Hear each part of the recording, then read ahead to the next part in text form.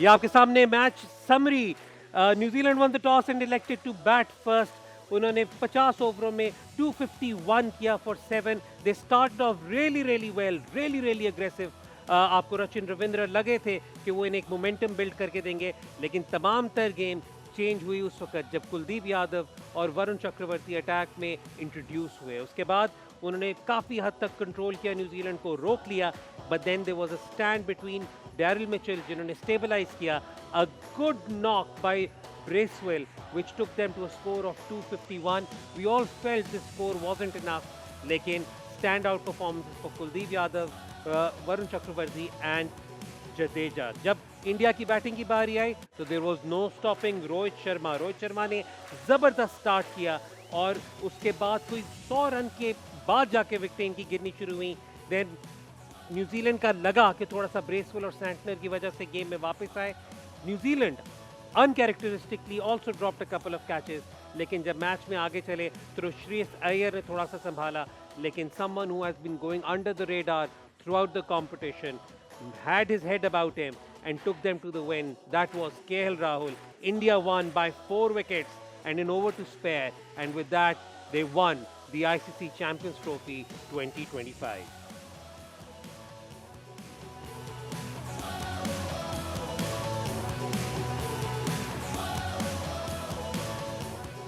Welcome to Allied Bank Champions Zone with our exclusive coverage of the ICC Champions Trophy 2025. India ने final में New Zealand को शिकस्त दी और तीसरी दफा चैंपियंस ट्रॉफी जीतने में कामयाब हो गए। रोहित शर्मा, केएल राहुल, विराट कोहली, कुलदीप यादव, जडेजा, अक्षर Patel, there's a long list of champions there जिन्होंने एक बहुत ही क्रिटिकल रोल प्ले किया as far as this tournament is concerned. अभी मैं काफियों के नाम भूल गया हूँ या नहीं ले सका, but every one of those players stood up and got counted when it mattered. New Zealand will have their heads up, will hold their heads up high. जबरदस्त किस्म की परफॉर्मेंस अभी भी, they made a fight out of this, और एक दो probably incidents उनके हक में चले जाते तो शायद ये मैच वो फील करते कि निकाल लेते, लेकिन overall deserved champions, probably the most consistent team in the competition, and with that they win another ICC event. Rohit Sharma के दो back to back white ball tournaments हो गए। इस पे डिटेल में कॉन्वर्सेशन करेंगे, मैच में डिटेल में कॉन्वर्सेशन करेंगे। इससे पहले कि मैं आगे बढ़ूँ, तारुफ कराता चलूँ जी अपने पैनल का। सबसे पहले मेरी co host, Pakistan international and a wonderful co host so far, the very very talented Kainat Imtiaz, और हमारी पैनल पे मौजूद हैं पाकिस्तान की former captain, all-rounder, and again I will say this one more time, a role model for anyone who wants to take up cricket, be it a boy or a girl, Javeria Khan.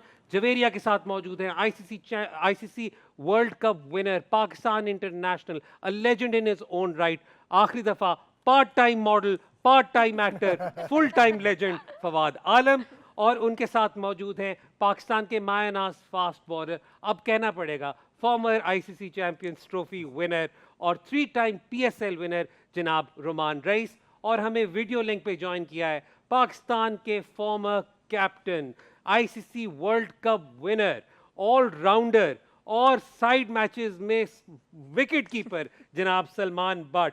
Salman, सिली पे fielding वाला मैं भी वो भी जिक्र करूंगा, लेकिन overall New Zealand made a good match of this, but India again just proved to be too strong. Exactly the way you put it. I think New Zealand tried their best.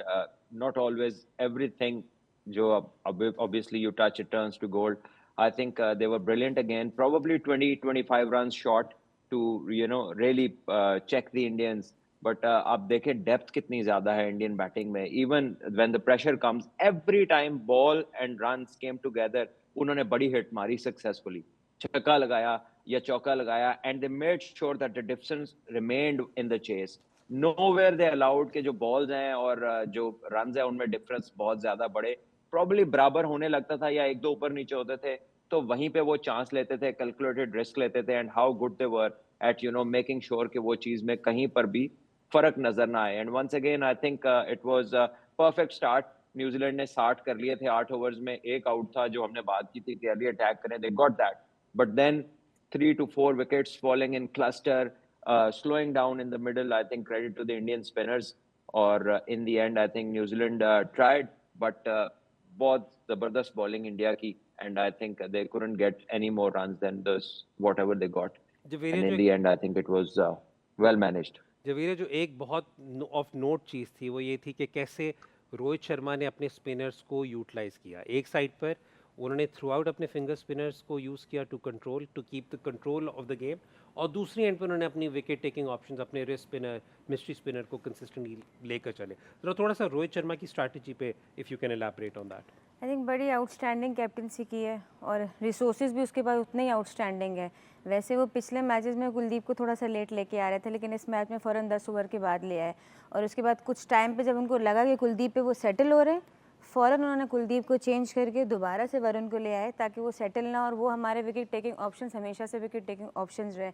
तो I think इस Indian team के पीछे रोहित शर्मा की captaincy बहुत outstanding है। Players को उनके role के अकॉर्डिंग इस्तेमाल करना बहुत बड़ी बात होती है, और उस वजह से इनका हर प्लेयर अपने रोल को बहुत अच्छे से समझता है और उसके अकॉर्डिंग वो परफॉर्मेंस भी देता है। अच्छा फादी, अगर हम इस पे बात करें तो अगेन रचिन रविंद्रा का स्टार्ट बहुत ज़बरदस्त हमें लगा।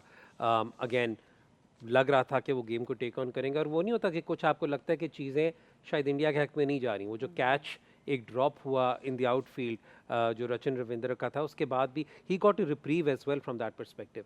लेकिन कुलदीप यादव पर अगर हम कैटेगोरिकली बात करें, आई नो वरुण चक्रवर्ती का तो एक्सपेक्टेड था, बल्कि उन पे भी उन्होंने अभी आगे एक अग्रेसिव टोन ही ली हुई थी, लेकिन the way Kuldeep Yadav completely change the game, I don't think even New Zealand was expecting it to be that way. देखिए, जहाँ तक आपने बात की रविंद्रा की, हम यही बात कर रहे थे। हमने शुरू से बात, ठीक है आप पहले 10 ओवर पावर प्ले में अटैक करते हो, लेकिन आपको मैच जो बनाते हैं ना, आप वो बनाते हैं 10 से लेकर 40 तक।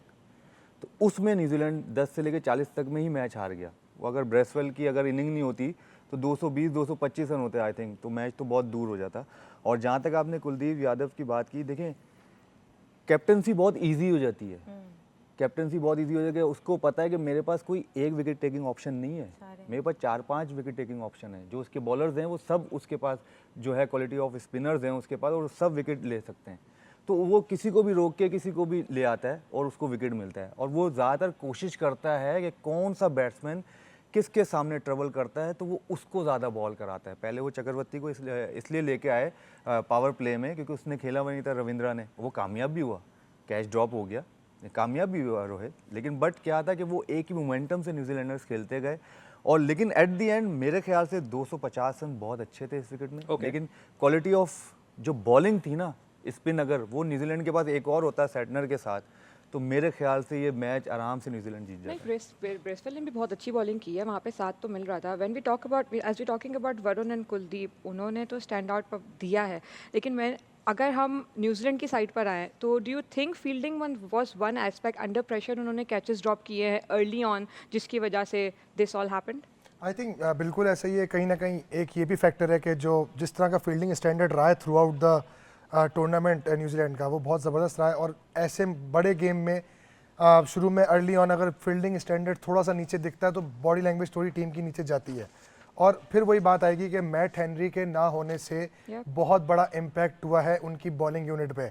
अगर आप उनके पहले ही 2 ओवर देखें तो दोनों बॉलर्स को 10-10, 9-9 रन बने, जो मोमेंटम इंडिया की बैटिंग में चला गया। आई थिंक पावर प्ले में अच्छा स्टार्ट होना, कोई विकेट ना गिरना और थोड़ा सा मिस लाइन और लेंथ पे बॉल करना, वो एक एज मिल गया इंडिया को कहीं ना कहीं, जिसको प्रॉपरली यूटिलाइज़ किया रोहित शर्मा ने। और रोहित शर्मा आपको पता है रिस्क टेकिंग क्रिकेट काफ़ी अर्से से खेलते आ रहे हैं। उनका इससे पहले आईसीसी के किसी भी नॉकआउट गेम में 50+ स्कोर नहीं था, लेकिन आज उनको अपॉर्चुनिटी मिली, उन्होंने बहुत खूबसूरत बैटिंग की, थ्रू आउट हर जगह उन्होंने शॉट्स खेली। I think credit goes to Rohit Sharma as well, जिन्होंने पूरा गेम का टोन सेट किया। लेकिन credit goes to New Zealand spinner as well, जिस तरह से सेटनर ने और ब्रेसवेल ने आके बॉलिंग की है और उनको स्ट्रक किया उस पीरियड में जहाँ 11 ओवर के बाद जब आपकी एक पावर प्ले खत्म होने के बाद बैटिंग शुरू होती है, यहाँ स्ट्राइक रोटेशन बहुत इंपॉर्टेंट होती है। कोहली के आउट होने से एक टाइम पे मुझे ऐसा लग रहा था, टू बी वेरी ऑनेस्ट, कि कोहली के टेम्परामेंट में और बाकी प्लेयर्स के टेम्परामेंट में ज़मीन आसमान का फ़र्क है चेजिंग पॉइंट ऑफ व्यू से। लेकिन जिस तरह का करेक्टर शो किया श्रेयस अय्यर ने, एक क्रूशल पार्टनरशिप लगाई अक्षर पटेल के साथ, then credit goes to KL Rahul.